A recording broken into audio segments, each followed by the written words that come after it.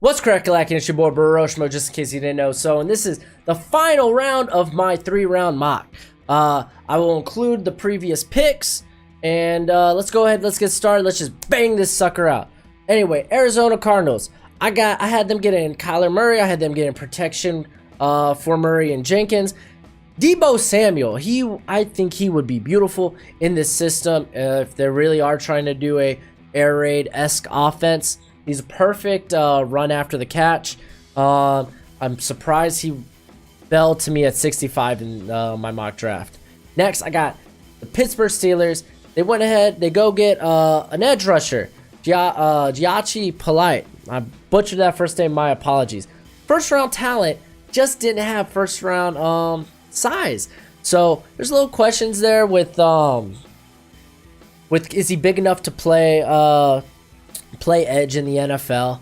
But I think you go ahead and you draft potential in the third round.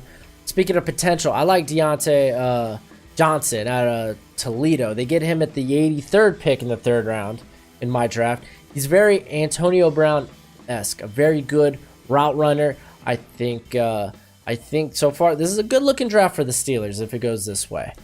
At 67, I got the San Francisco 49ers. They got Nick Bosa. They got Greedy Williams. Beautiful. Now it's time to address offense. They get a big, nasty receiver because they got plenty of speed at receiver. Let's get a big boy, a Hakeem Butler. I'm surprised he fell this low. It's crazy how much talent is in this draft. But I got Hakeem Butler here at pick 67, big physical guy. Pick 68, New York Jets. Didn't pick in the second round, but they got Josh Allen. I say with this pick, they try to get a tackle, Max Sharpen. He played very well in Northern Illinois. You'll probably be in this range, third round. So you go ahead, you get a nice proven tackle. Then I think they go interior defensive line. They get Armin Watts out of Arkansas. He looks real good. They're going to get him at 93 in my draft. We got 69, the Jacksonville Jaguars. I'm a child. I have them drafting Terry McLaurin, wide receiver out of Ohio State. You could go back to my rankings. I love McLaurin. I think he is great character, and he is a great route runner. You just continue to add weapons for Foles. And then at 98, I have them addressing safety with because safety got they kind of got rid of a lot of their safeties. I think Ronnie Harrison's their only safety back there right now. But they get Will Harris out of Boston College. I think he's sneaky good, and he's gonna find his way into day 2. We got 70 Tampa Bay Buccaneers. They got Quentin Williams. They got Chauncey Gardner-Johnson. Now they address edge O'Shane, and I'm not gonna even try to pronounce that last name because my boy's from Old Dominion. That was right down the street from where I used to live. But they need edge. JPP ain't gonna be around forever, and I was surprised how consistent he was last year. So they go ahead and they address all levels of their defense because their offense, honestly, their offense looks really good. You don't have to really go offense right here at the beginning of the draft. Just go ahead and start assembling that 3-4 that they're trying to get going. Pick 71. I think this is where they grab their development quarterback. Jarrett Stidham out of Auburn. They coached him at the Senior Bowl. You could sit behind Flacco for a couple of years, and then you could give him a shot. And right here in the third round, this is great value. You've already went and established you wanted to build around. You got a young offensive lineman, so you're looking good. This is actually a good-looking draft for the Broncos. Cincinnati Bengals. They got Drew Lock. They got a commander on the offense, and they got a commander on the defense. Now what? So I think they go with Charles, another last name I don't wish to pronounce. Omnihu. But excuse me. Anyway, defensive tackle for Texas. The guy is pretty fast. He's got a good pass rushing ability. He could be a replacement for Geno Atkins in the future. But yeah, they need help on that defensive line. They need guys that can rush the passer, whether it's from the outside or the inside. So not a bad pick here. 73, New England Patriots. They got a variety of third-round picks. And let me tell you, oh, man. So, anyway, with this one, I got Jay Sternberger. Tight end, he can stretch the middle vertically. He averaged like 17 yards per catch. So you get that guy that can help replace Gronk. They also grabbed Austin Sturfin Jenkins. I don't know. Guy that used to play at Washington. They got him, but they need more. If you're gonna replace Gronk, you need like 4 tight ends to do it. So they get a guy here. I also had them getting Joejuan Williams, cornerback out of Vanderbilt. That's good value here. He could have been a 2nd round pick. Then they get Jermaine Pratt. Get a little linebacker help because Hightower ain't getting any younger. Just look. Jerry Tiller, Will Grier, Anthony Nelson. I mean, this is a good looking first 3 rounds for the Patriots. I like it a lot. I like what they're doing here. So at 74, Buffalo Bills. Now they start addressing defense. They want to be able to rush that passer. DeMonte Jones. Don't know if he's a 3-down player, but the boy can play. And here in the 3rd round, this is a steal. So not a bad looking draft right now for the Buffalo Bills. Really good first 3 picks. Then we got the Green Bay Packers. I say, you know what? You can never have enough edge rushers. And this guy, Ronnie Brigham out of Arkansas State, the dude's a little raw, but man, he's got a lot of skill, a lot of talent. So you could have him be a situational pass rusher, like a 3rd down rusher. But you add some depth at a position that was weak last year. Then we got 76, the Redskins. I think they continue to go offense because their offense is atrocious. Chuma Edoga out of USC. Really impressed at the Combine and at the Senior Bowl. He think he honestly, he could shoot up to the 2nd round. I don't think he will, but you get it right here. You get a guy that could eventually replace Trent Williams in the future. Not bad. And then I have them get a receiver at pick 95 in the 3rd round. Kelvin Harmon. I think he's a much different receiver than Josh Dotson. So I think that this would be if they want to continue with Josh Dotson, that is. I think Harmon's a good complement to that. Then 77, Carolina Panthers.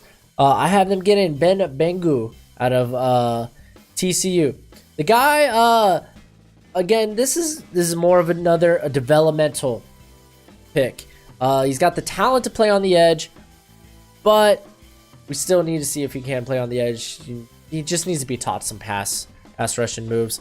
Then at pick 100, I have them nabbing a receiver because Chris Hogan's not enough. So I have them getting Stanley Morgan Jr. out of Nebraska. Very underrated. He could go a little higher than that. Willie, who knows? But yeah, not a bad haul thus far for the Panthers. 78, my Dolphins. I think they continue to just to stuff the trenches for whoever will be quarterback in the future. Connor McGovern at Penn State adds a little bit of juice to the guard or center position, depending on wherever they want to put him. Because let me tell you, that's been one of the most pitiful positions in football. The Dolphins guard and centers, just bad. So they go ahead, they go and improve that there. Now we got the Atlanta Falcons. They got Christian Wilkins at 14. They got Jalen Ferguson at 45. Don't look at that. And right here, I think they go corner because they lost Alfred, who played really bad last year. Bradley Poole's not there anymore. So they go Isaiah Johnson. He's rising up a lot of boards. He could maybe go 2nd. But I think right here is really good value. Next, I got Cleveland Browns. I really liked Isaiah Johnson for this pick for the Browns. I think they should go corner. They should add someone next to Denzel Ward. But I think getting Jamil Dean ain't so bad. Another big physical corner here at pick 80. So they address the secondary with their first 2 picks. Now, Minnesota Vikings. Don't worry, no more Boston College players being picked. I think they go. They just gotta continue to build the offensive line because it was atrocious last year. They get Yanni Kajust. I'm so bad at pronouncing stuff. My apologies, but my boy Yachty here. I forgot he has some sort of injury. It's kind of hampered him. He won't fall. I think he's 2nd round talent. Look it up. Yeah. Go. But anyway, yeah, just injury limited him. Might cause him to fall, but he ain't gonna fall far. As you see, I have him here in the third round, so he ain't gonna fall far, and this is a good pickup for the Vikings. Tennessee, man, they get a man I really like, Amani Hooker, out of Iowa. The man can play any corner position. He could play at safety. He gives them just a lot of depth in the secondary. Their secondary is, I mean, it's not bad, but they definitely underachieved last year. So just getting a little secondary help, I think, goes a long way. I like these first 3 picks here for Tennessee. Kansas City, they got Lonnie Johnson. They're working with limited picks here. They got help in the secondary. They grabbed another running back, and I have them getting Deontay Thompson here from Alabama, a guy that once they thought had a lot of first round hype. It's just people worried about his speed, but he's a very smart. Very smart. He can get to the ball really quick because he can identify the way he processes just plays is really amazing. I think you get another guy that could play right next to Tyree Matthew. Just keep addressing the secondary. Secondary got ripped apart last year. Baltimore Ravens. So they selected Montez Sweat, a steal. I have them getting Paris Campbell, wide receiver. He's kind of gimmicky. They didn't really ask him to do much at Ohio State. I said not. They didn't really ask him to run much. He played out of the slot. He played running back a little bit. But like I said, he's real gimmicky. And I think, you know what, he fits right into this Baltimore, what they're trying to do on offense. And also, people have Paris Campbell going in the first round to the Ravens. That's not gonna happen. Let me tell you, that ain't happening. You ain't first round material. But here in the third round, you get great value. You get a guy that I think fits what you're trying to do on offense perfectly. And with their actually the final pick in the third round, I have them getting Nate Davis out of Charlotte. Great pickup. They get a guy that could beef up that offensive line because guess what? That's going to be run central. The Houston Texans. They got offensive line help in Greg Little. They snagged a running back. They got some secondary help. I think they go offensive line again because, again, their offensive line was atrocious last year. They get Drew Samia out of Oklahoma. He really played well this last year. So, yeah, solid pick here. Real quick before we continue with the video, I just want to say thank you. Thank you to everyone for all the support this channel has gotten over the last few months. It really does mean a whole lot to me. But with that being said, I want to propose a challenge, a road to greatness. I'm trying to get to 100 subs on YouTube and 50 followers on Twitch. And I don't want you to just do it willy-nilly. If you really enjoy the content and you want me to continue to bring more quality content, then go ahead, subscribe, and follow me on Twitch. Again, it's all appreciated, so back to the video. Enjoy. Then, you got pick 87 here, the first one for the Bears. I say they go corner, Sean Bunnan out of Central Michigan. He's flying up a lot of boards. He could, I think he's going to find himself in day 2.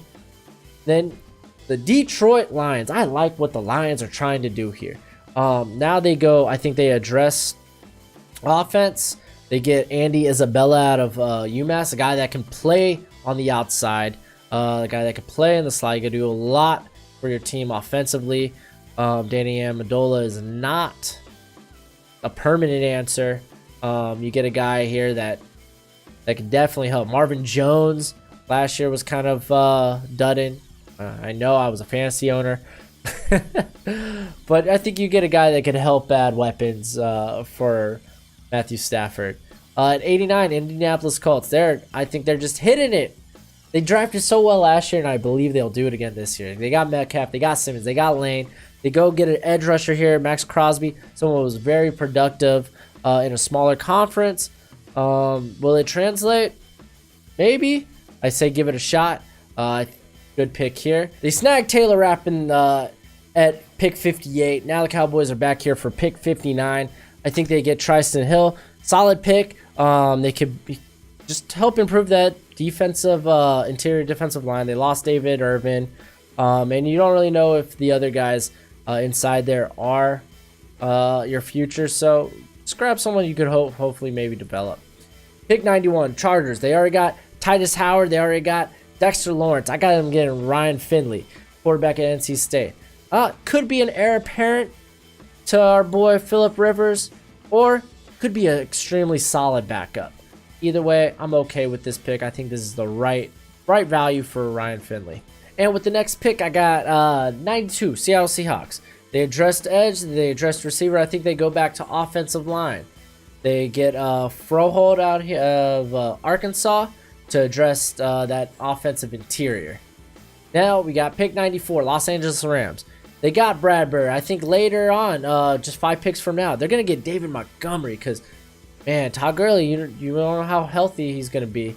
But they get Voshon Joseph out of Florida, to play that interior linebacker role. They lost Mark Barron.